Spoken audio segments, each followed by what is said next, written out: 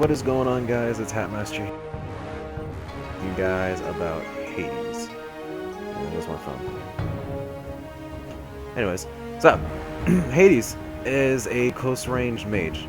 Originally, he was a tank, but they decided to change him into a mage because people were building him as a mage, and people were getting crap for it. So then they just did it like that, or maybe they just figured, you know what, he's a mage. Guess what? We're making him a mage. He's not a guardian anymore. Anyways, so Hades, close-range mage. There's a lot of things you can build on him actually. One of my favorite things for starting out is I build him with Sanctuary, start him with Sanctuary as my own relic. You can get whatever you want here. There's a bunch of all these relics really work for him. The only one I don't like is Sunder. Other than that, really, any other one really works. But without ado, let's get more into his abilities and some other item builds that I like to take. So, personally, what I like to do is I like to do my what's the wrong one? My Book of Thoth and Warlock Sash rush.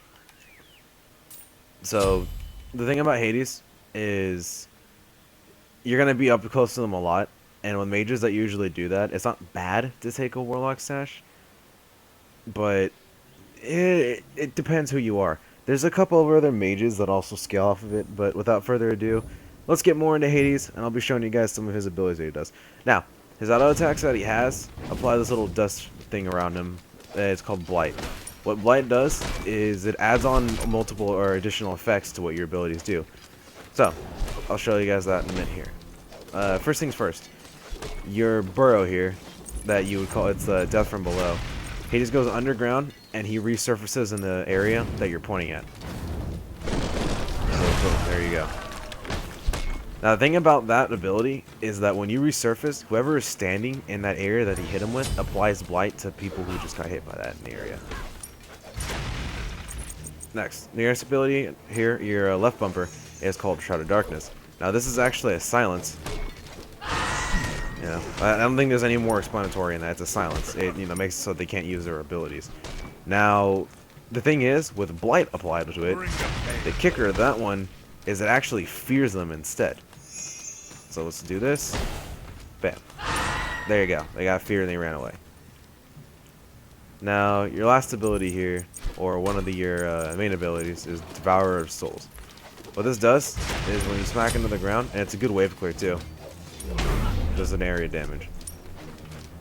Now, thing is, with Blight applied, this is where it gets really cool, is it heals you, and it heals you for a good amount actually instead.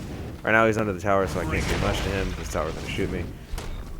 But with that Blight applied, close enough. Bam, there, I got some health back. And last but not least, your ultimate is called Pillar of Agony. See, now what this is going to do is it's going to pull all enemies that are close together. It's going to pull them towards the center. Oops. But it's going to pull them to the center of where Hades is at. Now, this can be countered super simple. Like, if you're going against Hades, what you should do is you could take beads and just pop that and just run right out. That's all it takes. Then you can get away from Hades pretty simple. But let's show you how this works. See, now with Blight applied, what it does is it gives him resistances too. So if you're building him as a tank, it works still either way. Because then you'll have your resistances per person who's blighted and that you alted. So that's a lot going on for you. So one of my personal combos that I love doing is I'll burrow and alt. And just pull him right next to me. Bam. Obviously he was low, but then I'll usually slam on the ground, maybe auto him once, and then fear him. That's usually my rotation with them. You don't have to add on that last part. I usually just do that because, I don't know, style points. But yeah, Hades is super simple, really. Once you just have to get down his combos. You can do it multiple ways too. Someone's right up in your face, you can just punch him, slam down. There you go. You got your health, or you can just hit him, fear him away. The thing about your burrow, which is pretty cool too, is it does go under surfaces, so you can go over walls with it. So just keep that in mind if you guys are ever playing Joust. But anyways, onto builds real quick. So, Book of Thoth, and then right after that, I usually grab a Warlock Sash, and maybe an Ethereal sometime in there, maybe fourth item. The reason why I say fourth item is because somewhere in there, usually, like what people say in Smite is, Your third item should be some type of pen. Personally, my favorite one is the Void Stone, because since Hades is such a close range god, he's immediately gonna be right next to him, because he has to be in a 55 excuse me, within 55 units to actually hit them with Void Stone, or for the effect to take, or for the item to take effect. So usually I'll grab a Void Stone. The thing about what you should do is somewhere in there, you need to get your cooldown. It's like a Chronos Pendant or anything in there, it works, because then you get mana. And because you have Book of Thought, it works with that too. Or, no, it's minute per second. Whoops. Yeah, so there's your cooldown. Chronos Pendant's a great item on all mages. Just keep that in mind. Just because it's super, super viable.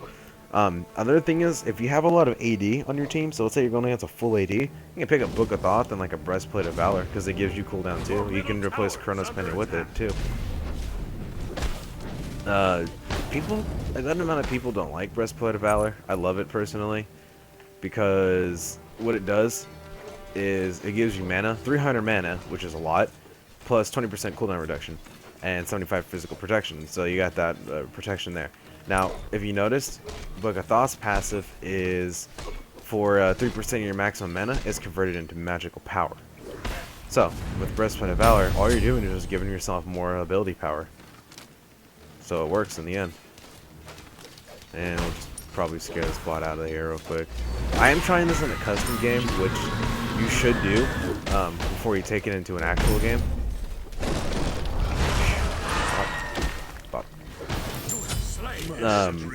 Because here, like, obviously a bot is not going to amount to a player and how they play, but you know, practice makes perfect. That's how that works. But in customs, you can try out items. This is where I always try out items. Oh yeah, remember when I was talking, you can go over walls? Yeah, so, you know, just go ahead and get into a custom game. You know, just try it out, and I'll be bringing you guys a full gameplay of Hades and all this. The way I'm going to do these is I'm going to show you maybe the basic item builds for them, actually in action, playing in an actual game. The next one I'll do, I'll probably do a full gameplay on it, and maybe I'll go into more of an in-depth guide for the god. But, well, you know, without further ado, you know, this is Hatmaster here.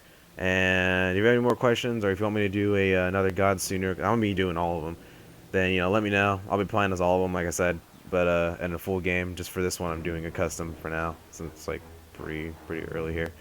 But yeah, guys, that's really all it is to it. You just, my core items on him are Book of Thoth, the Warlock Sash, Ethereal Staff, and be, you know, throwing a Breastplate of Valor, a Chronos Pendant somewhere in there, and the rest is, then get your pen. Don't forget your pen. Pen is super important. Unlike most MOBAs, in this one, if you have pen, you do more tower damage, even though because your attacks, your melee attacks, or your range attacks, whatever you want to call it, your auto attacks, scale based off of AP. Like, obviously they're not as much as your ability power as Dur, but like they do decent damage, unlike most MOBAs where if you're a mage and you auto attack, you do nothing. And this one actually does do damage, which is pretty cool. Yeah, so, you know, Hi-Rez thought of that. Pretty good company. Anyways, but yeah, the rest of it's really just situational. Just do whatever is based on their team. That's the thing about the Smite. If you want to get better at Smite, you always, the good thing to help is what they call vision, and also looking at their teammates. Because if you're building like magic protection and they're all AD and you're like, whoops, and you know, you didn't really do anything, then all you did was build something they can just shoot through. But yeah, without further ado, that's really all I have to show you guys today. Like I said, I'll be bringing you gameplay on in action so that you guys can actually see how I do this. As a bot, it's kind of dumbed down. But yeah, hope you guys enjoyed the video, and I'll be bringing you another one really soon. This is Hatmaster, and I gotta go stare at my hat collection.